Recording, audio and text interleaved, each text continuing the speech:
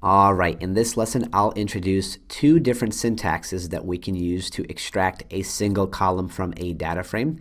Let's begin by re-executing our code to import our NBA CSV and assign it to the NBA variable. And I'm also going to preview the first three rows of the data frame with the head method, just so that we have a reference point. All right, so I'm going to introduce the simpler syntax first and then explain why I don't prefer it. So the easiest way to extract a single column is by writing the name of the data frame, and then we have a dot, as always. And in data frames like this, where our columns have singular names, so there's only a single word, there's no spaces, there's no funny characters, we can actually just write out the column name directly. Now you have to watch out for case sensitivity, so you have to enter it exactly as it's written in terms of keeping all the capital letters capital, keeping all the lowercase letters lowercase, and so on. So if I wanted to extract the name column on the left, all I have to do is write name here. And it does not require any quotes or any fancy syntax symbols, just the name of the column right after that period. And there we have the column extracted. Now, if you take a second, could you guess what object pandas is returning to us here? If you guessed series, you would be correct. Whenever we extract a single column from a data frame, it's going to just extract it as a series. It's going to keep the index labels from our original data frame and then just take the values from that column directly from the column values in our data frame. So let's try another example. Let's say we want to do the number column. It's once again going to be the name of the data frame followed by a dot as always, and then the name of the column that we want to extract, written as it's written in the data frame, but with no double quotes surrounding it. So if I want number, there it is. And there we have our series of the values from the number column in our data frame. Let's do one more example. Let's extract the values from the salary column. I'm going to write the name of my data frame, a dot, and then the name of the column with a capital S, of course. And there we have it. So if you enter it with the wrong casing, or if you enter a column name that does not exist, you're going to get an error. So just as proof of this, I'm going to try this out with a lowercase s, and you'll see that we'll get an attribute error below. Let's change this back. And that's the first option that we can use. And what I can actually do here to collapse this, my first option, as always, is just to double click this. But if I want to hide all the output, a little trick here is that you can type output equals none, and what that will do is prevent the output from featuring any of the lines of that cell. So if I execute that, that's just a way to save us some space so that we can see what we're working with. So that's the very first way that we can extract one column. And there's a reason why I don't like this approach, and that's that it doesn't work 100% of the time. It only works when our column names do not have spaces, and we can't guarantee that.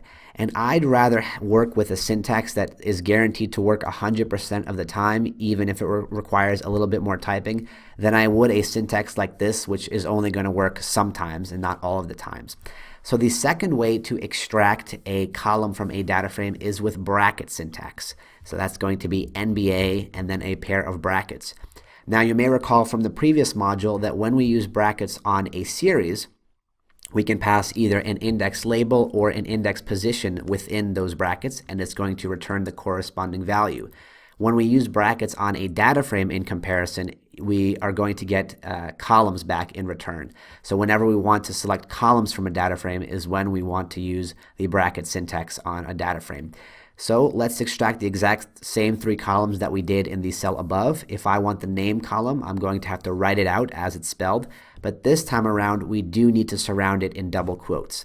So I can extract the name column this way: square brackets after my data frame and then the name of my column in quotes. So this line right here is exactly the same thing as up here. A little bit longer, a little bit more symbols required, but this is going to work 100% of the time. So there we have it.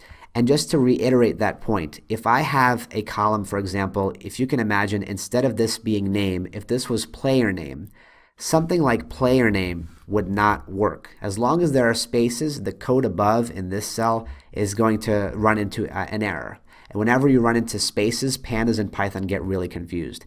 In comparison, the code below in the square brackets will always work. So if our name column was actually player name, this code would work. If there were any symbols, this code would work.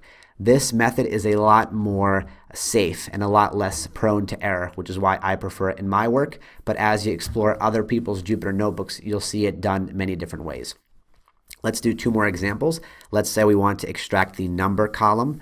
Once again, we're going to write the name of our data frame, square brackets, and then the name of our column in double quotes. If I want the salary column, there it is. Here we have all of the values from the salary column. If I want the number column, once again, just write the name of the data frame, write the square brackets, double quotes, write the name of the column that you'd like to extract. So there we have the number column. And as a reminder, the first way that we introduced in the previous module to hide this output is just to double click this gray area to the left. And there it is. That buys us some more space. Two things that I want to conclude this lesson with. The first is just proving to you that whenever we extract a single column like the name column, if I pass it to the type built-in Python function, we can see that it is in fact a pandas series. So a single column when extracted from a data frame is going to be extracted as a series object. And the other thing here is that we have to remember that it's giving us a brand new object, and that object is going to contain all of its regular methods and attributes. So for example, when we extract something like name, this is giving us back a brand new series, and series have their own methods and attributes, and we can continue operating on it as if it were the original object. We can continue method chaining, so to speak. So if we wanted the first 5 rows of this name series that results when we extract the name column from our NBA data frame, we can directly call the head method right on it, because it's just going to get that name, it's going to give us back a series, and then it's going to move to the next operation in line, which is the head method, which we can call on a series, and that's going to give us the first 5 rows of that name series that is extracted from the data frame. So don't be afraid to chain multiple methods in sequence, chain methods and attributes in sequence, to play around within Jupyter Notebook and see how all of these operations work. Many times when you're interacting with one pandas object, it's going to give us back another pandas object, and it's not just in cases like this, but cases we've seen like the sum method in the previous lesson, where we're going to get a series back. Things like the value counts method are going to give us back another series with a different format.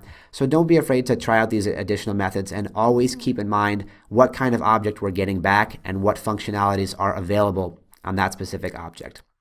So in this lesson, we explored how to select a single column from a data frame, and in the next lesson, we'll talk about selecting 2 or more columns from a pandas data frame.